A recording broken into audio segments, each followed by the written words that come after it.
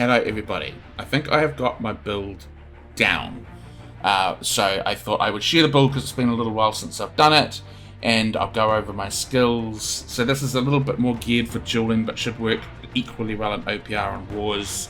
And definitely give me some feedback as to if you've got any recommendations, that would be good. But I've talked to some of the top PvPers in wars and in duels on this server, so I've kind of like accumulated some of that advice and then taken and adjusted for it. And so this is what I've got so far. So here we go. As for the gear, now this is the only thing I'm really trying to change. I want to get a Warhammer with Sundering Shockwave, Shirking something, and Keenly Empowered.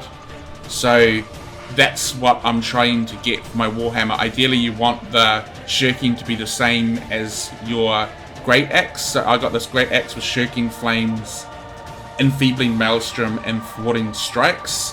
So it would be really ideal if I could get the Warhammer with Shirking Flames as well. And the reason that is because I've chosen the ring that does increase the fire damage. Now, I didn't do the testing, but one of the duelers who I was talking to did, and you'll do more damage if you do fire damage than if you do slash damage. So, hence the reason I've gone for that. And the reason Shirking is good is because you're gonna always be dodging people's attacks. And so, especially with the Warhammer, for example, you're usually dodging a few times before you get them into a shockwave. So that's going to increase the damage of that quite a bit. And then same kind of reason with the Great Axe. Now, you could go... sorry, I'm getting messages. You could go Attunement. So, like, say, Frost Attunement on the Great Axe as well. So that will mean that your attacks are doing more damage, generally speaking. But... I don't know, I like the flames because, like, I guess my reasoning is that what kills people is burst damage, so you want to kind of, if you are doing that burst, it'd be nice to get a 40% damage increase as opposed to attunement. But I've had other people say to me that attunement's better, so whichever rocks your boat on those two. And obviously you want the weapon to be attuned to fire in order for this to do more damage as well. And unfortunately with the Warhammer, I've got Abyss, so it won't work for this. Which is why I'd like to get Shirking Flames if I can. Okay, so, as for the armor, you want to have about 4 to 5 pieces with Resilience, and you want to have 3 pieces with Shirking Fortification, and then you want to try to get, like, the important traits for Great Axe Warhammer. So, I've kind of maxed out right underneath the medium armor. It doesn't really matter how you do it. So I'm obviously wearing medium armor. It doesn't matter how you do it. This is just how I did it. So I got you want to get 3 pieces with Shirking Fortification at least. You want to have 4 to 5 pieces with Resilience, and then you want to stack Refreshing. Refreshing Ward is really good, but there wasn't any for sale when I bought the gear, so I've stacked just plain old Refreshing, which, I feel like that's just like, it's good. It's lowered down the cooldowns, and the advantage to Refreshing over, say, Refreshing Evasion or Refreshing Ward is I think those other two only apply to the bar that you're on, whereas Refreshing applies to all of them, so there's some advantage to using Refreshing. So with my head, I got Shirking Fortification, Refreshing, and Resilience. For my chest, I got Shirking Fortification and Resilience. So this is a piece that I'm looking for, a 3-piecer. But ideally, I'm trying to find a piece that's going to give me Refreshing on this as well, but there aren't any for sale at the moment. And then for the gloves, same again, I got Shirking Fortification and Resilience, but it would be really good if I can get something with Refreshing on that. So it's not cheap, right? So I'm just looking to update these when I can. So if you can get them, get them. With the legs, I got Insatiable Gravity Well with Resilience and Refreshing. And then with the feet, I got Leeching Path of Destiny, Refreshing, and Resilience. So that's where I am with the gear. And then for the rings, which you already know some of them, for the amulet, I've gone for Stamina Recovery, Refreshing, and Health. Stamina Recovery is not so good for duels, but it's really good for things like wars and OPR because it basically gives you like a whole bunch of extra dodges, which is really important when you're in trouble. And I've already shown you this, so this has got the fire damage on it, but it also has the abilities that deal 2% bonus damage per buff on a player. I haven't actually got the ring, but you want to get, if you can get the Champion's ring, that would really, really help. And same with the Champion's Amulet. So I hope to get them at some point. I just haven't been very lucky, so this is what I'm using at the moment. The Champion stuff is from the PvP track, so you just get it from the rewards. And then for the earring, I've gone for refreshing toast, and regenerating. So that's what I'm using for my armor.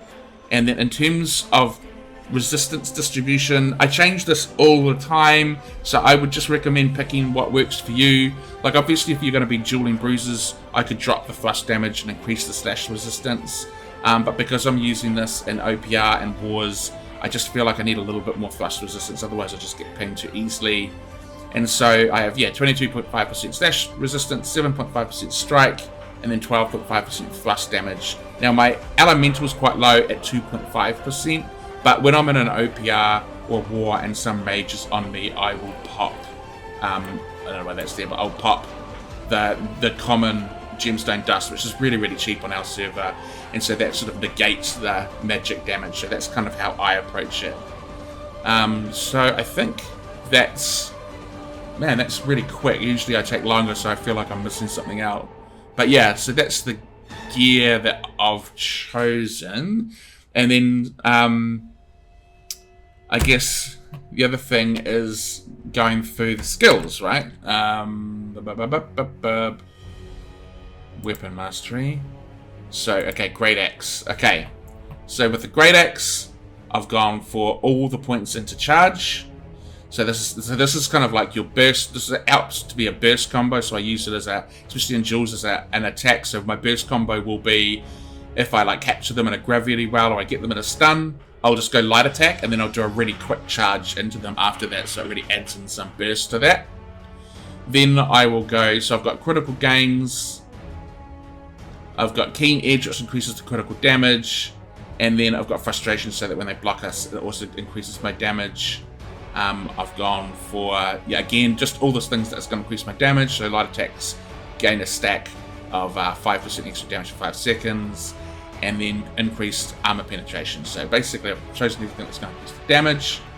And then on the right hand side, so I haven't chosen Bloodlust as my main trait. That's probably really helpful in places like OPR, where you might want to chase people down, but generally I act as like a node defender or attacker. So I don't find this as helpful as this, which really, really increases your damage. But not to mention, this is also really, really good for duels as well. So at the moment I'm using this. So it will make you a little bit slower, that's the sacrifice. But if you're defending nodes and stuff, you don't really have to run that far, you just, And so for this, I've gone all down the Maelstrom tree, obviously. I've also gone all the way down the Gravity Well tree, and the extra traits I've chosen is one that adds grit to heavy attacks. Roots your foe, and then also the one that gives you stamina if you get hit and you're below 50% health. So all about just helping you survive. Okay, so that's the Great Axe, and then with the Warhammer,